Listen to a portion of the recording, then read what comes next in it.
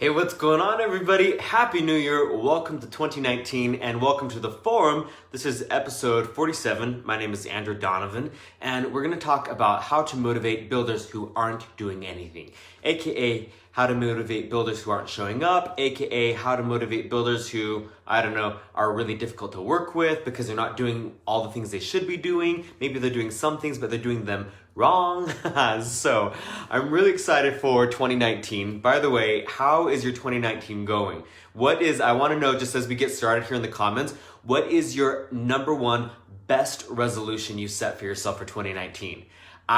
So I don't consider resolutions the same as goals. I consider like my goals are my targets. Those are measurable things that I can use metrics to track and define. A resolution is more, for me, it's more like a personal quality that I want to develop. And so like my spouse, Jeffrey, his resolution is to take voice lessons, which he's doing. And my resolution is I'm going to start studying piano. A lot of you guys know I have a degree in music composition for movies.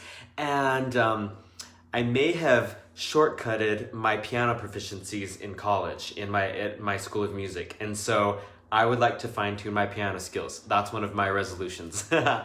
So I'm excited for that. I don't have to do any kind of resolutions about like going to the gym because I already do that, or like eating healthy. I'm really happy with my eating habits. But I want to know, what is your number one best, most exciting New Year's resolution? And one of my resolutions is to use more Brave. I'm obsessed with this, and we've been using a lot of it because it is one of the yummiest oils doTERRA's ever made. Thank you, doTERRA. So, let's get on to this topic. This topic about how to motivate builders who aren't doing anything, or maybe who aren't doing much. This came up in a mentor call with me recently, and I was so inspired by the conversation that I thought, we've got to do a Facebook Live on this. This is just a normal thing that we struggle with as mentors in doTERRA, isn't it? Statistically speaking, not all of your builders are going to be the kinds of builders who show up all the time. Sometimes you have totally fake wannabe builders who say they're building and then they don't do a goddamn thing. Sometimes we have builders who show up, but they don't do things the way we tell them to do it. And so they're executing skills inaccurately, not getting results, and then they come to your mentor call every week really frustrated. And so you spend every mentor call trying to solve all these problems that are happening in their business. And so they're showing up, they're doing stuff, they're just not doing it accurately. And so we're going to talk about these kinds of people because I would kind of lump them into the same category. Builders who aren't doing anything, or builders who are doing the wrong things and not getting good results and then frustrated by it. To me, those aren't too different. Because neither of them are getting great results. See the common thread there? So, Angie says focus and forward. Those are your two resolutions. I like that. Focus is one of my resolutions every single day, Angie. I like that. Yeah, Susan says you love Brave too. Really cool. Well, so as you're thinking about your team members whom you would like to motivate more, I've got 3 things that I'm going to share with you how I would recommend you go about handling these relationships. And I'm going to tell you, I'm going to go through them in reverse order. So I'm going to start with number 3, then 2, then 1. And number 1 is the most important one, just so you know. So stay tuned, all right? So first of all, hey, Selena, the first thing that I like to do when I've got that kind of relationship where a builder isn't showing up, or maybe they're showing up but they're not doing things the way that I've trained them to do it, and so they're getting mixed results, is I like to have what I call a clarifying or a re-qualifying conversation. You know, one of the difficult things for a lot of people who are relationship oriented is exercising what we might call tough love. Maybe you see somebody doing something on your team and you know that if they keep doing that, they'll never see success in their business. You know that it just isn't going to produce the results they want. But you also maybe don't want to hurt their feelings, or maybe you feel intimidated course correcting somebody. So I love you enough to tell you that you're going to have to freaking get over that, because as mentors, as leaders in our own organizations, sometimes you have to love somebody enough to tell them the truth. So I like to have these requalifying conversations. I spoke to somebody not too long ago who's got some really cool builders on their team, and some of these builders just aren't following instructions really well. Like they sign people up at classes, but they don't do the wellness consults. And so because they're not doing wellness consults, they're not getting a lot of people in LRP, and their power of 3 is pretty empty. It's sparse. They're not getting their power of 3. and they're not getting that residual income because you have to have LRP orders in order to have residual income in doTERRA. That's just how it goes. So I told this builder, you need to have a re-qualifying conversation with these people. And the conversation sounds like this. Look, I love having you on my team, and I'm so glad we get to work together. It's important to me that when I coach someone, that they trust me enough to take what I coach them on and go execute that and do those skills accurately. Now, I know that you're here because you want to be gold by convention. I know that you want a residual income of $2,000 a month, just like you told me on our very first phone call about doTERRA, and I want you to have those things. I need to understand something. When you don't do the training, when you don't execute the training I've given you accurately, like doing a wellness consult, you're not going to get the results. And I can't keep investing energy into going over this over and over again. So I'm going to tell you this one time, and I'm not going to revisit it again. It is your job to maintain your business. So if you're not doing wellness consults, then that's on you. And I'm not going to come ask you anymore. Did you do a wellness consult for that person? Did you do a wellness consult for that person? Wellness consult should happen within 2 days of when someone gets their oils in the mail. That's when the energy is highest. That's when they're the most excited. That's when they are most likely to go on LRP. And if you choose not to do that going forward, then that's going to be your choice. And I'm not going to talk to you about this anymore because I need to put my energy other places. So if you want to get that residual income going and build up to that $2,000 a month, I'm telling you the best practice is to do wellness consults within 2 days of when someone gets their oils in the mail. And that is now on you, okay? I'm here to help you anytime you need help with wellness consults. If you need coaching on how to do them better, or if you need to do some of them with you, you come and ask me. This is off my plate now. Are we agreed on that? So that's how a re-qualifying conversation goes. It's that conversation where you love someone enough to tell them the truth. All right. Another clarifying / re-qualifying conversation might look like addressing someone who isn't showing up at all. Maybe they've told you they want to do the business, and every single time you talk to them, you're like, so have you sampled anyone recently? So have you taught any one-on-ones? So have you talked to anyone? And it's always, no, they haven't done anything. And just so you know, this is one of the biggest wastes of your time. Because you are not here to mentor someone out of complacency. That's not your job as a mentor. Your job as a mentor in doTERRA is to fine tune the energy that somebody is putting into their business currently, which I'm gonna get to, that's number 2 in just a second. But if you've got someone on your team, and we all have this, right? Someone who isn't showing up at all, here's what I do. I invite them to all the team activities. That doesn't hurt me, it doesn't take anything from me, because I'm inviting people to our team activities anyway.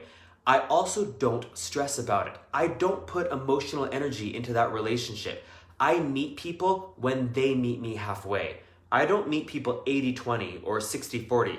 I meet them halfway once they're meeting me halfway as well. Does that make sense to you? So if I've got a builder, and on my team, just like every big team in doTERRA, I've got plenty of builders who aren't showing up. I invite them to all the team trainings. They're included in the group Facebook chat when we remind everyone about the team call each week, and that's all I stress about. Once in a while, when they're coming to my mind a lot, I do this clarifying conversation with them. It sounds like this. I get a hold of them and I say something like, hey, Jill, I just want to talk to you for a second. This might be a phone call or a voice text, but it's always my voice. It's not a text message, okay? And I say, I just want to talk to you about something. You've been on my mind lately. And I remember that conversation we had X number of years ago where you said you really want to make a $2,000 monthly residual income. And you said it's important to because you really want to be able to pay for all of your kids' extracurricular activities without any financial stress. So you've been in doTERRA for a while now, and we're all thriving, going along with doTERRA, and we love it. Do you want to be part of this? Are you looking for some mentoring? Is there something that I could do to help you get things going? And that's all. And if they say yes, I run with it. And if they say no, or if they don't respond, I don't care, you guys. I'm looking to invest my energy into people who are currently investing themselves into doTERRA. Does that make sense to you? This will save a lot of you guys a lot of pain, because you keep investing in the wrong people, okay? So that is that's the third thing out of 3.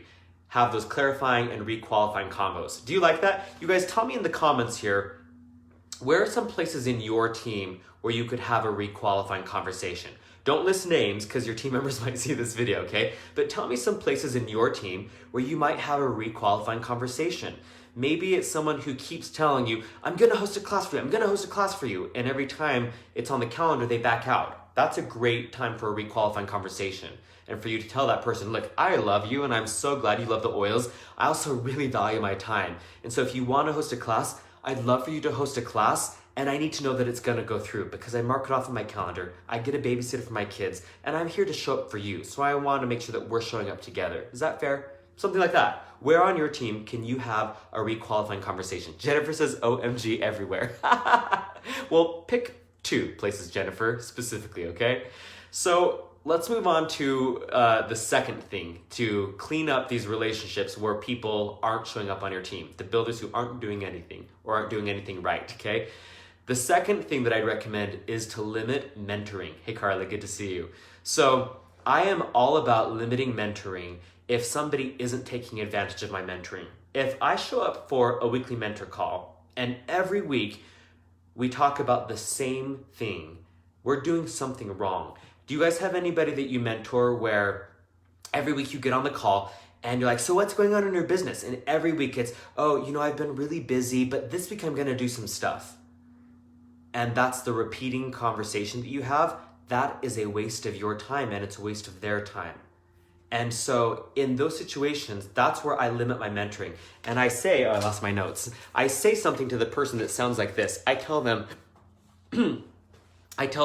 look, I've told you the next steps in your business.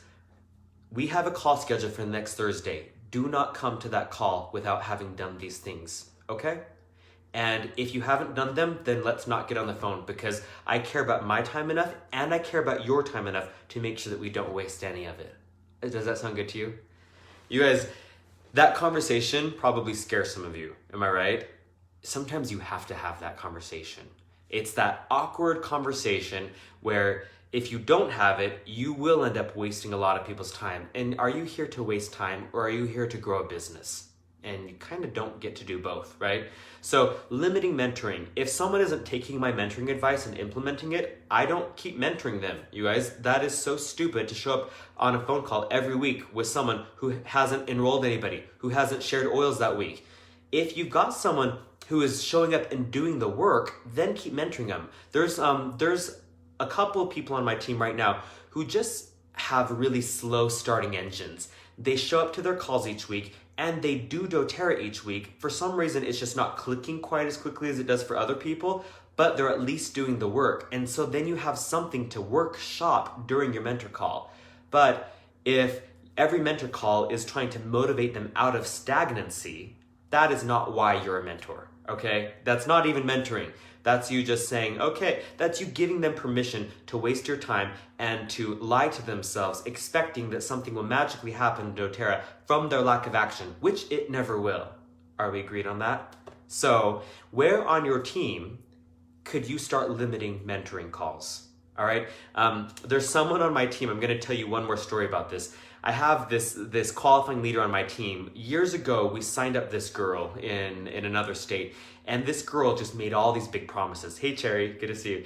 Every week, she had these big, grandiose ideas. She was gonna go recruit this business and that business and do this massive workshop, and she was gonna hit these big ranks and be at convention. And every time she made a commitment, she broke it. She kept missing mentor calls. When she actually would get on the phone, she'd be a little bit late, and my qualifying builder got frustrated very fast. You can imagine, right? And finally, I had to tell this builder of mine, I had to say, this girl is not your builder. Stop giving her your time, all right? You have that clarifying conversation where you say, are you in or not? If you're not in, just tell me so I don't have to keep investing myself in you. And I'm gonna invest myself in someone who is ready to invest also, all right? And if they are showing up for the call, but not taking the action that you give them to take, not following through with their plans, you limit the mentoring and you say, look, we've got a call scheduled for next week. Don't come unprepared to that call. Can you do that for yourself? And for me, because I'm showing up here for you too, right? Any questions about that, about limiting mentoring? All right, That's the second thing. Here is the number one thing, the number one way to fix these problems you might have where, hey Sophia, where people might not be showing up or might not be getting results on your team. Enroll people yourself. The fastest way to a stagnant doTERRA team is to switch into management mode, where you think, oh, I've got 3 builders, I should just mentor a lot. And you spend all of your doTERRA time responding to your 3 builders, endless text messages or emails, or maybe they're not communicating with you and you spend all of your time reaching out to them. And you're like, hey, did you want to come to the team call? Hey, our upline is doing a team training this month. Hey, did you see the team promotions? Hey, I noticed that you missed our mentor call today. Hey, Lindsay, hey, do you want to show up for the mentor call today still? I can reschedule my day since you missed it and you're a half hour late. Oh my gosh, you guys, those of you who do that, that's so painful to me because I used to do that in doTERRA before I learned better. When you switch into management mode like that and you replace your personal enrolling activities with managing people who aren't getting good results, you are not going to be successful in this business. It's not how it works, okay? The most important thing that you can do to grow your business, no matter what rank you are, is your personal enrolling rhythm. Shall I repeat that? The most important thing that you can do to grow your doTERRA business at any rank is your personal enrolling rhythm. It doesn't matter if you're a brand new consultant or if you are a blue diamond, okay? Your personal enrolling rhythm is the most powerful tool you have in your pocket. Why do you think that is? Tell me in the comments, why do you think your personal enrolling rhythm is your most powerful tool? Why is that more important than developing leadership skills so you can lead your team? Why is it more important than learning how to help people release their emotional stuckness, their emotional trauma that's stopping them from their doTERRA business? Why is it more important than teaching classes with your downline builders? Why is it more important than all of that? I will tell you why I believe it's more important. It's because of this. Imagine that you've got 3 builders on your team, okay? And they're all elites because elites are easy to make, right? It's just a bunch of sales volume. And then you do wellness consults, get them on LRP, and now you've got recurring volume each month. So let's say that you're a silver, you've got 3 builders on your front line, and you want to go gold. Whose responsibility is it for you to go gold? Is it your 3 builders on your front line? No, it's not. Although so many people think it is. And even if you don't think it is, you may act like it is, and you've got to stop that. It is your job to hit your rank. It's not your downline's job, okay? Now, when I want to hit a rank and I go to my team and I say, hey, I want to go blue diamond, and I'm really determined to do that, that would mean you being a gold because you're one of my qualifiers. Is that something that you're interested in talking about? If they say yes and we come up with a business strategy, I then say, okay, so we've got a business strategy. I am so stoked for you to go gold, and I need to ask you for one more thing.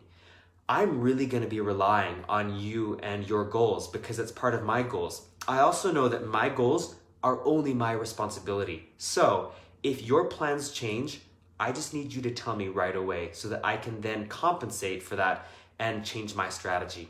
Can you promise me that, please?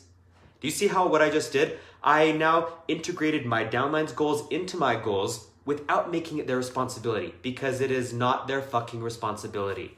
But sometimes you act like it is, and it's not. It's your responsibility to hit your rank. Now, how do you plug in the holes for your business? Of course, you mentor your team. Of course, you teach them how to do the basic building skills. And fundamentally, if there are 2 holes in your team and you want to go gold, whose job is it to fill those 2 holes? Yours. And if you're the only person looking to fill those holes in your team, how are you going to fill them? You enroll people. You enroll people personally, and you plug people into your team in the right spots and where they're going to get great support. Does that make sense to you? So the main reason why your personal enrolling rhythm is your most powerful tool is because that's the only thing you can control in your entire business. You can't control how your most promising leaders show up. You can't control what potential comes out of what people, even though you wish you could, even though you do your very best to be an amazing mentor. And of course, you're still going to do everything you can be to be an amazing mentor and leader. you still cannot control the people you lead, but you can control your personal enrolling rhythm. And that's why, you guys, when I went diamond, do you know that I think I've told this on a number of webinars and things like that. When I went diamond, only one of my 4 silvers even knew what it meant to be a silver. The other 3 were the kind of people that I've been working with for years that told me they wanted to be big in doTERRA, but they were the people we're talking about on this call. They were the people that would kind of show up not very accurately or not show up at all. And I'm like, let's go, let's go, let's go. I see so much potential in you. You promised me that you wanted to be a big wig in doTERRA. Finally, I realized that the only thing I could control was me. So I was so sick of waiting for other people to help me be my rank that I just said, you know what? I'm a good business strategist. How about I build a business strategy to go diamond? And I did it in 1 month. I just created a whole bunch of sales volume, plugged it into the right parts of my team, and I went diamond. Is that sustainable? No. You need to have committed and capable builders to make it a true residual income, which I got to then start doing the right way after that. That was a really empowering moment for me though, when I reminded myself that the only thing that I'm truly in control of is my own volume generating ability, my own personal enrolling rhythm. So those are the 3 ways that I would advise you to motivate people on your team who aren't doing anything. 1, have a re-clarifying or a re-qualifying conversation with them and just let them know, if this isn't right for you, you can just tell me, because I care about you enough to know the truth and I want to invest my energy in the right places, okay? Have a re-clarifying or re-qualifying conversation. 2, limit your mentoring. If they're not doing what you tell them to do, tell them, don't show up to the call unless you do this, okay? Or unless you do something better, all right? And number 3, and the most important thing, I guess I switched the numbers there, but the most important thing is commit to your own personal enrolling rhythm. Voila. Jennifer says, yes, that's how I hit gold. Taking things into her own hands. Now, remember, the only way to have doTERRA be a truly sustainable residual income is to have a team built with committed and capable builders, true rockstar builders who have their own independence in their own businesses.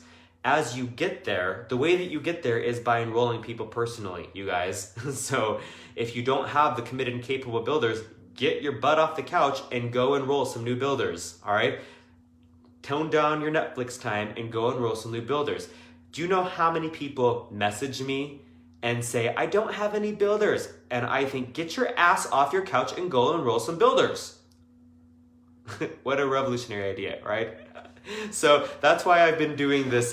If you've seen my webinar that I've had going around Facebook, how to enroll builders who actually build. The reason why I do that webinar so often is because that's probably the number 1 question that people bring to me. Well, the number two main problems people bring to me. The business is too complex and I don't have builders. So that's how I address the second problem with that webinar. So, and that's why in my course, 7 Steps to Residual Income, we go over so much material about how to recruit the right builders, because your personal enrolling rhythm is your most powerful tool. And that's why we invest heavily in my course to fine-tune and sharpen your personal enrolling rhythm. So I hope that is helpful for you. Share this with your teams, tag builders on your team who need to hear this message and need to learn to take their power back into their own hands as they launch their doTERRA businesses in 2019. And I'm excited for this new year. By the way, a lot of you guys just hopped on the Facebook Live late. I want to hear in the comments what your most exciting New Year's resolution is. What you're super stoked for. Jennifer says, you're awesome. Thanks so much for all your resources. You're welcome. Thanks you guys for joining me. And go ahead and feel free to share this in your team Facebook groups, and I will see you later in the forum. Bye for now.